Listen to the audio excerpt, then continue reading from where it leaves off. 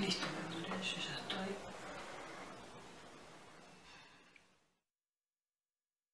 Bueno, un día se aparece mi mamá con esta cajita, así, en la mano.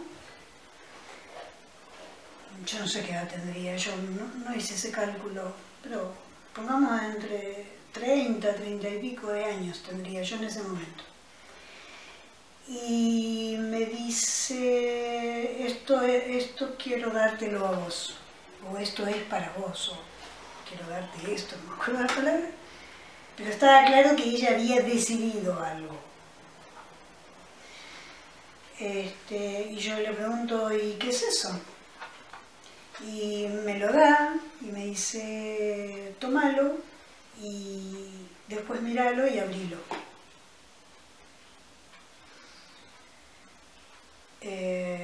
No me dice ella qué hay adentro. Me deja que yo lo nombre, digamos, ¿no? De alguna manera. Y bueno, yo lo abrí y lo empecé a leer. Bueno, y ahí pasaron cosas.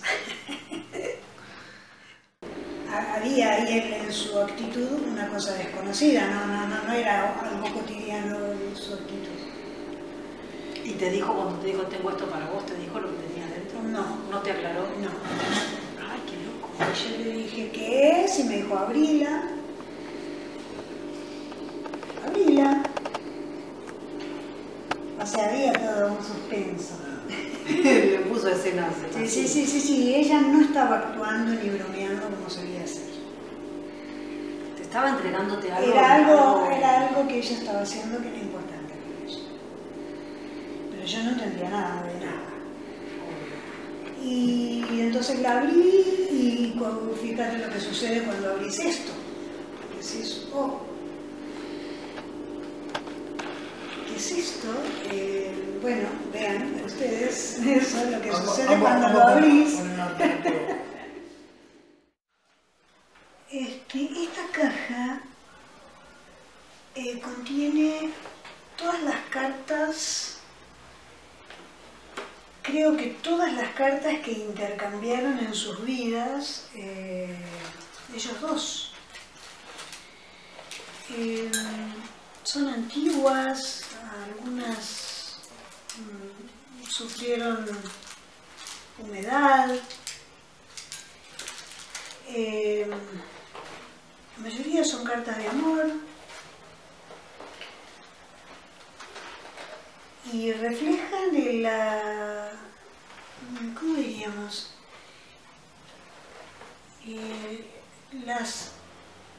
Las historicidades de las vidas de ellos. Porque hay algunas que están intercambiadas en la época en que sufrimos el exilio y ellos no vinieron juntos en ese momento, sino que vinimos mis hermanos y yo con mi mamá, nos adelantamos y él se quedó en el pueblo donde vivíamos, terminando de resolver cosas, de vender cosas, con mi hermano mayor. Y ahí hubo un intercambio, por ejemplo, más asiduo de cartas que refleja toda la circunstancia esa de ese momento. Y también el amor, porque sorprende realmente, emociona la manera en que ellos se hablaban en las cartas. Así que podríamos decir eso, ¿no? Que son todas cartas de amor, aunque hablaran de situaciones, de cosas para resolver, ¿no? Eso contiene esta caja. El viaje a Yegros no es un viaje planificado, es un viaje Es de exilio. es de exilio realmente. Sí. O sea, a papá un día vienen y le dicen, mira, te tenés que ir de Asunción. Vas a amanecer flotando en el río, le dijeron. Claro. Andate, váyase, doctor, váyase, porque va a amanecer flotando en el río. Él se Yo le contaba a niega, mamá. él se niega a irse. Él dice, no me pienso ir. Y entonces comienzan a todas las presiones y las cosas, digamos, las alternativas eran o terminaba muerto, preso o se iba.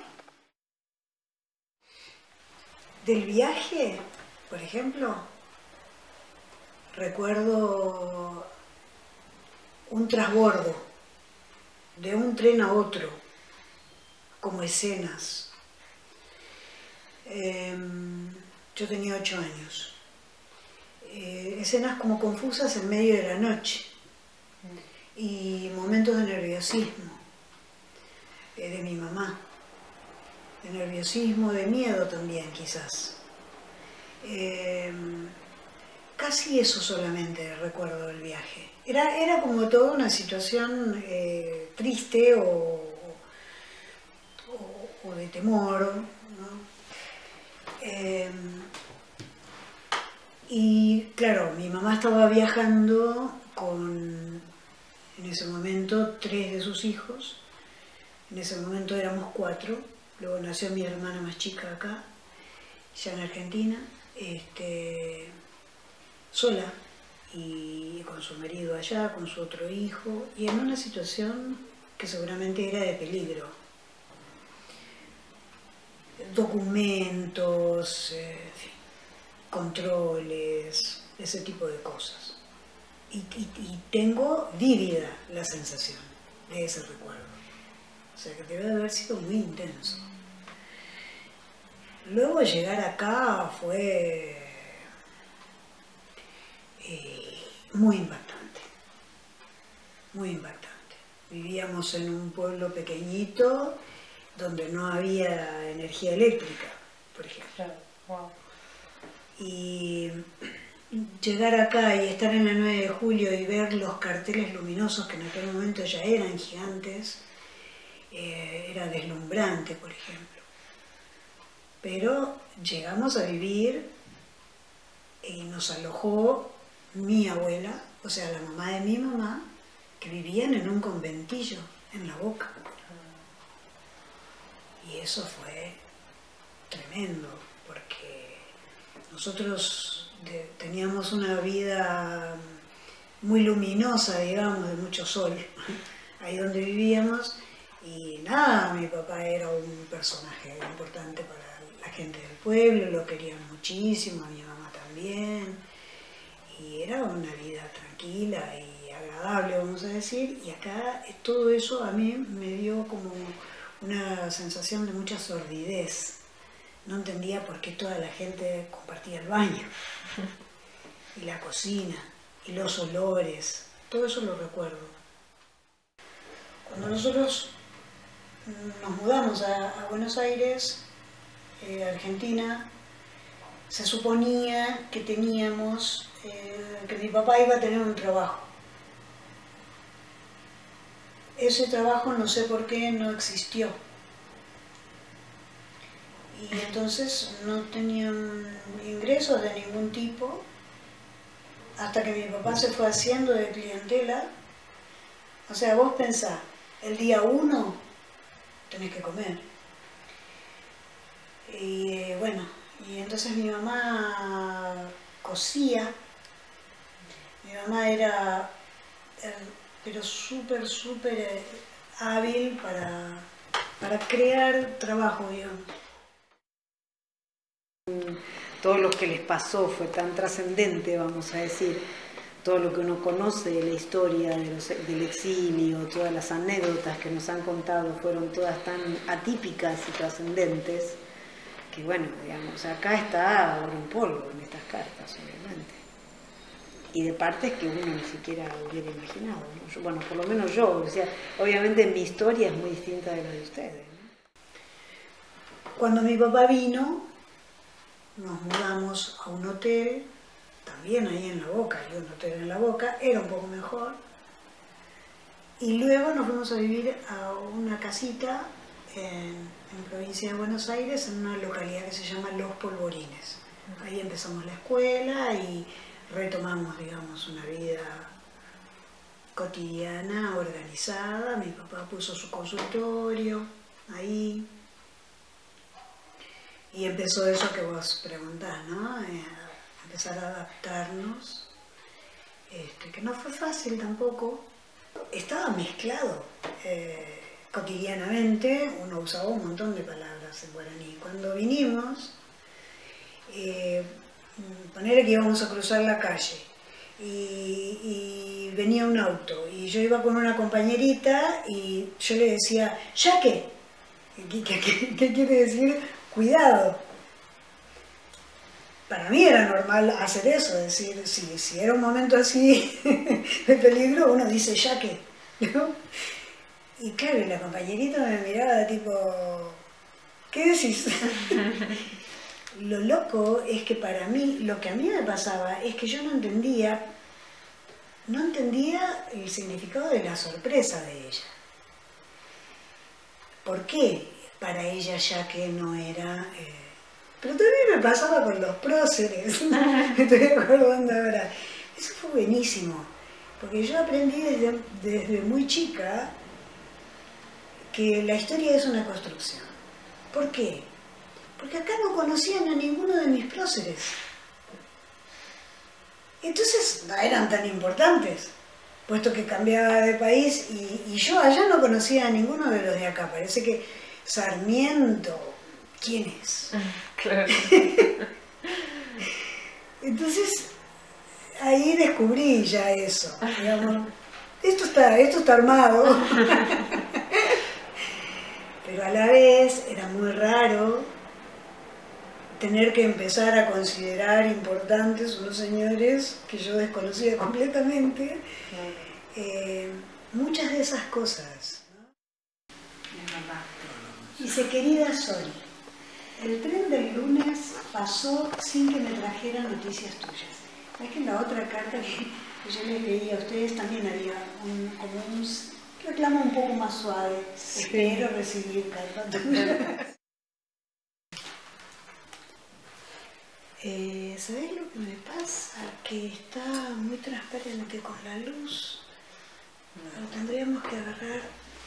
Mira, si agarras la tapa de esta salida del libro de las 1001 noches, la tengo que pegar. Esto me va a servir para hacerle el control. Sí. Bueno, entonces, sí, yo de esta carta hay algo que refleja mucho la época, ¿no? Porque mi papá había intentado hacerle llegar esta carta por alguien que no sé quién sería, se ve que es un hombre que viajaba, supongo, y había una huelga ferroviaria. Y entonces no pudo hacérsela llegar, la carta. Y entonces luego la transcribe, o sea, le envía otra carta donde transcribe la anterior, ¿no? Entonces es así. Yegros, que es la pequeña ciudad o el pueblo donde vivíamos, 5 de noviembre de 1961. Mi vida. Transcribo la carta que pretendí mandarte el jueves por Antúnez, que debe ser ese señor. Y, comillas, amor mío, sin noticias tuyas como consecuencia de la huelga ferroviaria. Escribo esta con la esperanza de que Antúnez se preste a llevarla y que haya alguna posibilidad de que el tren pase y llegue hasta allí. Quizás, asimismo, reciba hoy, por la otra vía, carta tuya. Entonces, el tren del lunes pasó sin que me trajeran noticias tuyas. Muy bien. Espero que hayas recibido mi carta del miércoles pasado que llevó Penayo, parece que dice. Luis me tapujó el viaje a Asunción como consecuencia de un largo proceso de dificultades personales con nosotros que hicieron crisis en la semana pasada. Luis me parece que es su socio de la Rosa. Anduvo con cara larga y reconvenciones permanentes que en última instancia, al hacernos perder la paciencia, nos obligaron a hacer una seria conversación en la que tratamos de poner en claro los motivos reales de su resentimiento. Como consecuencia, luego de admitir sus errores, pidió que se le diera unos días de descanso en Asunción para reponer sus nervios.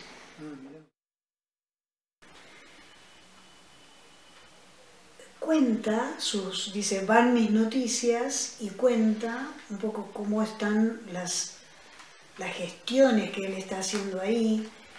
Esta situación de esta carta es que mi papá se quedó con mi hermano mayor para terminar de liquidar asuntos a donde nosotros vivíamos, vender cosas, vender todos los muebles, algunos animales que teníamos. Y entonces le cuenta esas novedades. Los demás ya estábamos acá, en Buenos Aires. Yo y dos de mis otros hermanos. Luis ha planteado ahora un nuevo crédito, que de conseguirse nos habrá de sacar de dificultades. Ay, mamita. Me conozco esa película, ¿no? Ay, ay, ay. Ay, ay, ay, ay. Bueno, ayer, bueno, tengo que hacer una pausa. Estas son las cosas que me contaba mamá. De toda la historia de créditos, deudas, fracasos y zozobras económicas durante todo el proceso en que él iba construyendo la sociedad de la Rosal, y luego el motivo de eso de haber quebrado. Como esta circunstancia que determinaba el exilio, ese viaje, había una persecución y un riesgo, ya se lo habían llevado para matarlo a mi papá y había logrado escapar. Y si bien había una situación de relativa tranquilidad para preparar el viaje, que es algo un poco raro también, pero bueno, hay varias circunstancias así que son como interesantes, vamos a decir. Lo que te iba a comentar es esa relación con mi hermano mayor, ¿no? ¿Por qué se quedó, decís vos, con él? Estando ya acá, en Buenos Aires, yo ya era bastante grande,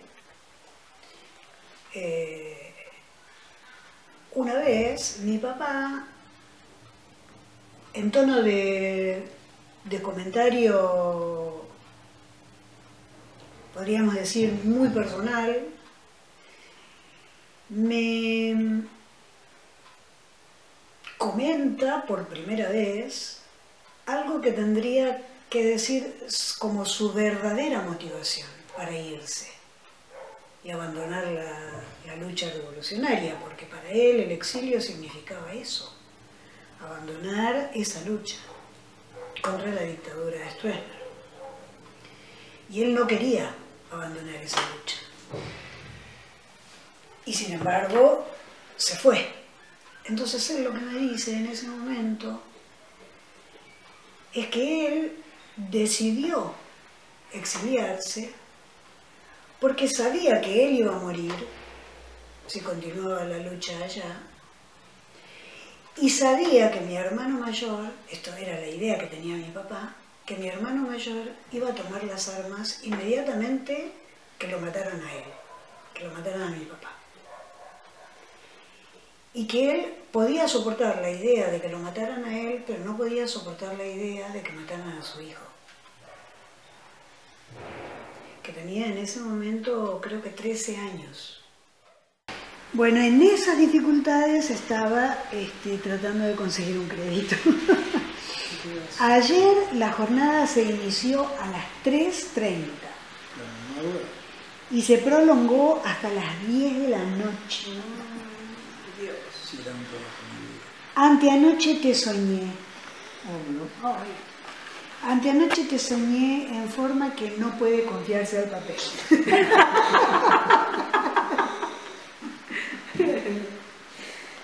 Se ve que él sospechaba que alguien podía hurgar en sus cartas, ¿no? Las escenas vividas sirven de consuelo y nos dan fuerzas para continuar sin desmayos en el esfuerzo. A ver, capaz que encontramos. De su participación de la famosa revolución del 47 en el Paraguay. Es una revolución muy famosa. Famosa es una manera de decir, es importante. Por lo menos para la vida de él. Claro, no, y para la historia, digamos, del Paraguay. Bueno, Montevideo, 8 de agosto de 1948. Él tuvo que escaparse de una revolución que se llama la Revolución del 47,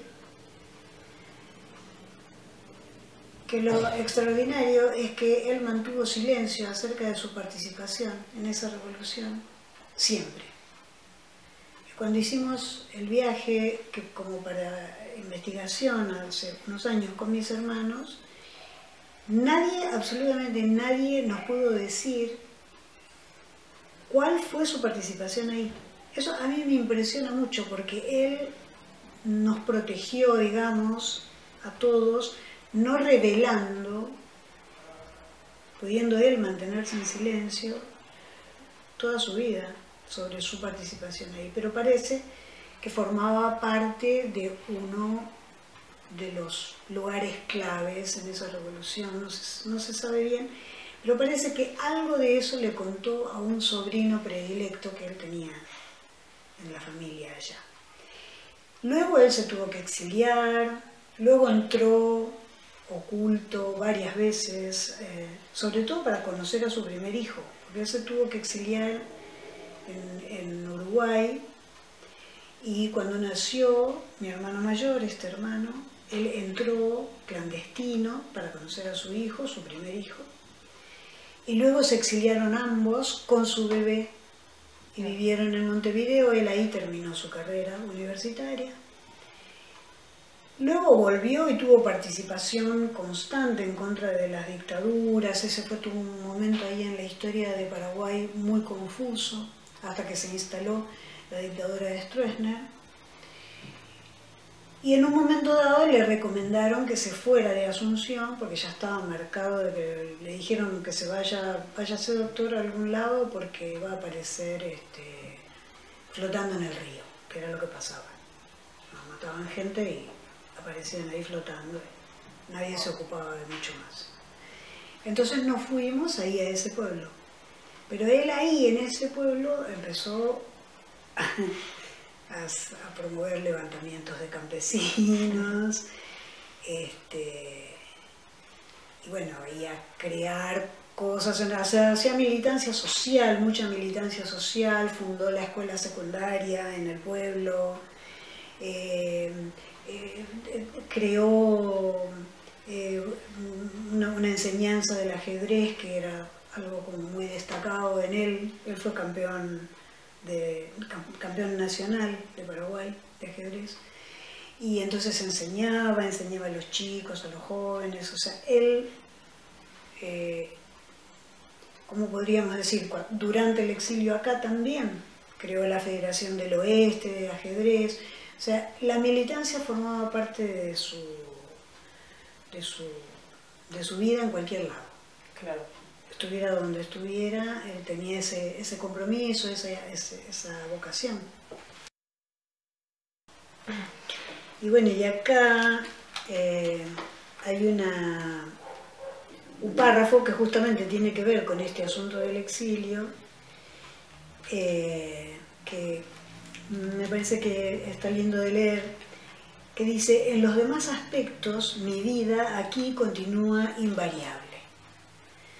Trato de salir lo menos posible, y si lo hago es casi siempre acompañado de Nene, que era el sobrenombre, el apodo de mi hermano, que después nos prohibió llamarlo de esa manera. Por eso vos lo conocés como Juan Carlos. Claro. Pero en ese momento le decían así, le decían Nene. Entonces dice que cuando sale es acompañado de Nene. Nuestro hijo está mucho más hombre de lo que tú y yo creíamos. La vida actual ha servido para acercarnos y para que por mi parte lo comprenda y conozca mejor. Por ahora lamenta el cambio, por los amigos, el ambiente conocido y otras cosas. Pero, naturalmente que cuando se encuentre allí y perciba las ventajas de todo orden que tendrá cuando se encuentre aclimatado, seguramente nos agradecerá la decisión. Yo le leí ese párrafo a este hermano, a mi hermano Juan Carlos, el día de su cumpleaños, hace poquito. Porque yo no sé si nosotros sabíamos esto que dice la carta, ¿no? Que había una expectativa de ventajas, además del exilio forzado, digamos, ¿no? Y la verdad que es bueno saberlo eso también, porque entonces no es todo... hay algo de la decisión que también está pensando en unos beneficios para los hijos. Claro. No solo persecución, no solo lo doloroso. Bueno, eso me parecía que era lindo de leer. La lucha no es solamente para conseguir una mejora económica. Aquí están empeñados mi orgullo y mi amor propio. ¿Sabe qué? Había una cosa muy pesada de por medio. Ay, sí. Qué determinado estaba él en su vida por esos rasgos, ¿no? Impresionantes. Aquí están empeñados mi orgullo y mi amor propio, y debo poner todo lo que yo pueda para que el éxito corone nuestros esfuerzos a la corta o a la larga. Recibe los mejores besos para ti y para los chicos, el cariño de tu Juancito. Qué emotivo. La sensación de haberlo sentido como vivo. Sí, totalmente. ¿Cómo de agarrar como digo? Totalmente. Y como que está muy presente. Ah, eso digo yo. Sí, Una presencia muy fuerte. Mi papá tenía una frase, en aquella época, años 60, era pleno auge del modelo de vida yanqui. Y las series y demás. Y a mi mamá todo eso le gustaba. Y mi papá decía, eso es choricitos yanquis. No sé por qué le parecían choricitos. Como que eran medio pelirrojos, no sé, me parecían. Choricitos yanquis, decía él siempre. Estos años son cierta agilidad con que el sol te dibuja en el porvenir, son la verdad o el fin, son Dios.